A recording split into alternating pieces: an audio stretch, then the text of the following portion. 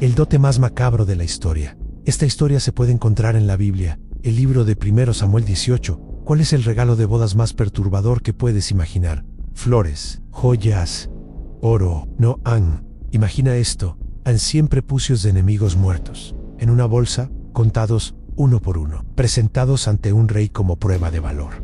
Esto no es ficción gore, no es una escena de Game of Thrones. Esto sucedió hace 3000 años y está registrado en uno de los libros más leídos del mundo en la Biblia. Bienvenido al único canal donde descubres las historias bíblicas más impactantes, violentas y sorprendentes, contadas sin filtros. Historias que tu pastor probablemente nunca te contó en la iglesia. Relatos que te harán cuestionar todo lo que creías saber sobre estos personajes antiguos.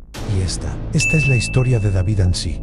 Ese David del que todos han oído hablar, el héroe que mató a Goliat, el dulce salmista, el hombre conforme al corazón de Dios.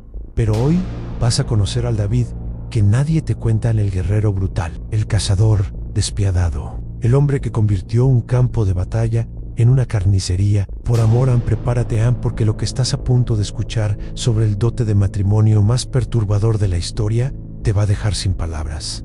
El rey Saúl tenía un problema que lo consumía día y noche, que lo atormentaba en cada momento de vigilia. Su nombre era David, el joven pastor que había matado al gigante filisteo con una piedra y una honda, el guerrero que no conocía la derrota, el músico cuyas canciones calmaban la locura del rey, el héroe que las mujeres celebraban en las calles cantando. En Saúl mató a sus miles, pero David a sus 10,000 y 6 palabras. Esas malditas palabras, cada vez que las escuchaba, algo se retorcía dentro de Saúl en celos, odio, miedo, porque Saúl sabía algo que pocos conocían. Dios lo había rechazado como rey, y el profeta Samuel ya había ungido en secreto al sucesor David. Así que Saúl desarrolló un plan tan retorcido, tan malvado, que solo una mente envenenada por la paranoia podría concebirlo. Tenía 2 hijas, Merab la mayor y Mical la menor, y según la costumbre de la época, había prometido a Merab como esposa al hombre que matara a Goliat. Ese hombre era David, pero cuando llegó el momento de cumplir la promesa, Saúl la entregó a otro hombre. Una humillación pública, un insulto deliberado. Entonces Saúl descubrió algo interesante. Su hija menor, Mical, estaba enamorada de David. Ahí fue cuando la mente del rey comenzó a maquinar la trampa perfecta. Saúl mandó llamar a sus sirvientes. Les dio instrucciones precisas. Debían acercarse a David en privado, hablarle con sutileza, sembrar la idea en su mente. El rey te aprecia, todos sus sirvientes te aman. ¿Por qué no te conviertes en yerno del rey? David, según nos cuenta la Biblia, respondió con humildad genuina. ¿Les parece poca cosa ser yerno del rey? Yo soy un hombre pobre y de poca estima. No tenía dote, no tenía riquezas, no tenía nada que ofrecer por la mano de una princesa. Y ahí fue exactamente donde Saúl quería llevarlo. Cuando los sirvientes reportaron la respuesta de David, Saúl sonrió. Una sonrisa que no llegaba a sus ojos, una sonrisa que ocultaba veneno puro. Y entonces pronunció las palabras que cambiarían todo. Díganle a David que el rey no quiere ningún dote, excepto 100 prepucios de filisteos. Para vengarse de los enemigos del rey, 100 prepucios, 100 enemigos muertos, 100 pruebas de combate cuerpo a cuerpo, porque no podías obtener ese trofeo a distancia. La Biblia es muy clara sobre las intenciones de Saúl. Saúl pensaba hacer caer a David por mano de los filisteos. Era una misión suicida, disfrazada de honor, una trampa mortal envuelta en una oferta de matrimonio, porque Saúl sabía algo que cualquier general sabría: no puedes luchar contra 100 enemigos y sobrevivir. Incluso David, el invencible David, tendría que caer eventualmente, y cuando cayera, Saúl estaría libre de su amenaza, sin sangre en sus manos, sin culpa ante el pueblo. Los filisteos harían el trabajo sucio. Era el plan perfecto. O eso pensaba Saúl. Imagina estar en el lugar de David en ese momento. Tienes 20 y tantos años. Eres un guerrero formidable, sí, pero sigues siendo humano. Mortal, vulnerable. El rey de Israel, el hombre más poderoso de la nación, te está ofreciendo a su hija en matrimonio. La princesa que te ama, la oportunidad de convertirte en parte de la familia real. Solo hay un pequeño detalle. Tienes que ir a territorio enemigo y matar a 100 hombres. No en batalla abierta, donde tendrías el respaldo de un ejército. No desde la distancia con arcos y flechas. No tienes que matarlos de cerca, tan cerca que puedas tomar la prueba. Los filisteos no eran salvajes desorganizados, eran guerreros entrenados. Tenían armaduras de hierro cuando los israelitas apenas tenían bronce. Tenían carros de guerra, tenían gigantes en sus filas, y tú tenías que enfrentarte a 100 de ellos. Cualquier persona sensata habría rechazado la oferta, habría visto la trampa, habría dicho no, gracias, y seguido con su vida. Pero David era diferente. La Biblia nos dice algo extraordinario. El asunto le agradó a David para ser yerno del rey Ang, no le dio miedo, no titubeó Ang, no pidió más tiempo para pensarlo. Al contrario, el plazo que Saúl le había dado ni siquiera había expirado cuando David se levantó, reunió a sus hombres y se fue a cazar filisteos. Y lo que sucedió después se convertiría en una de las hazañas militares más brutales jamás registradas. No sabemos exactamente cuántos hombres llevó David consigo. La Biblia no da ese detalle, pero sabemos que no fue solo. Tenía un pequeño grupo de guerreros leales que lo seguirían al infierno si fuera necesario. Y probablemente sentían que eso era exactamente a donde iba. Cruzaron al territorio filisteo. 5 ciudades principales en Gaza: Asdod, Ascalón, Gat y Ecronan, cada una fortificada, cada una llena de guerreros que odiaban a los israelitas con pasión ardiente. David y sus hombres se convirtieron en cazadores. No esperaron batallas formales, no tocaron trompetas, ni ondearon banderas. Esto era guerra de guerrillas en emboscadas, en ataque sorpresa,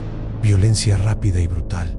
Una patrulla filistea aquí, un puesto de guardia allá, mensajeros en el camino, soldados fuera de servicio. Uno por uno, los objetivos caían, y con cada enemigo caído, David tomaba la prueba que Saúl había exigido.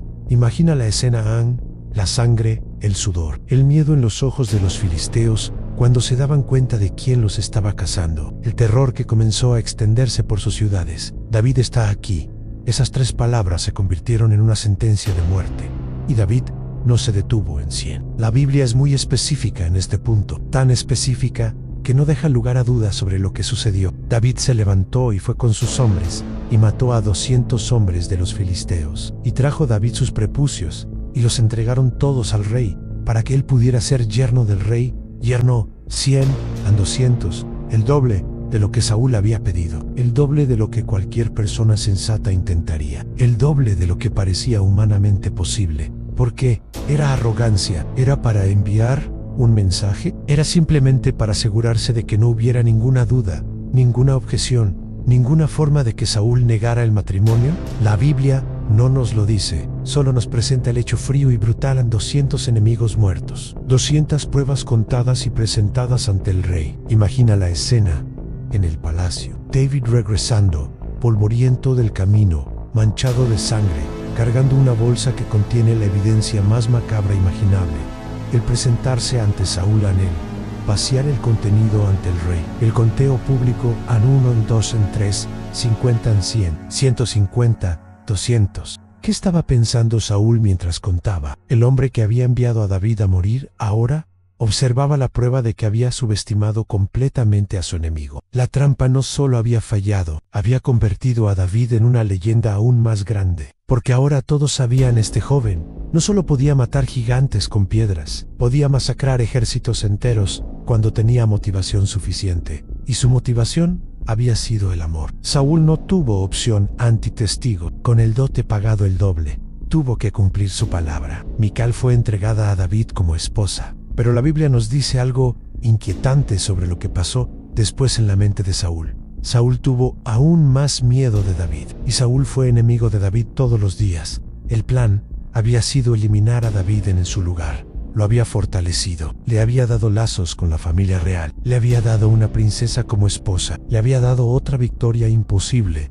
para agregar a su leyenda creciente. Y peor aún, Saúl vio algo en los ojos de David cuando regresó de esa misión, algo que lo aterrorizó más que cualquier ejército enemigo. Había enviado a un joven pastor a una misión imposible. Había regresado un guerrero imparable, un hombre que no conocía el miedo, un hombre dispuesto a enfrentar a 100 enemigos, a 200, a 1000 si fuera necesario, un hombre destinado a ser rey. Desde ese día, la relación entre Saúl y David se convirtió en una persecución mortal. El rey obsesionado intentando matar al hombre que Dios había elegido para reemplazarlo. Hijos de huida, años de esconderse en cuevas, años de vivir como fugitivo. Todo porque un joven enamorado estuvo dispuesto a pagar el precio más brutal imaginable por la mujer que amaba. Un dote de 200 prepucio, una hazaña militar que desafía toda lógica, una demostración de valor, brutalidad y determinación que quedaría registrada para siempre en las páginas de la historia. Esta es la historia que no te cuentan en la escuela dominical, la historia que muestra que los héroes bíblicos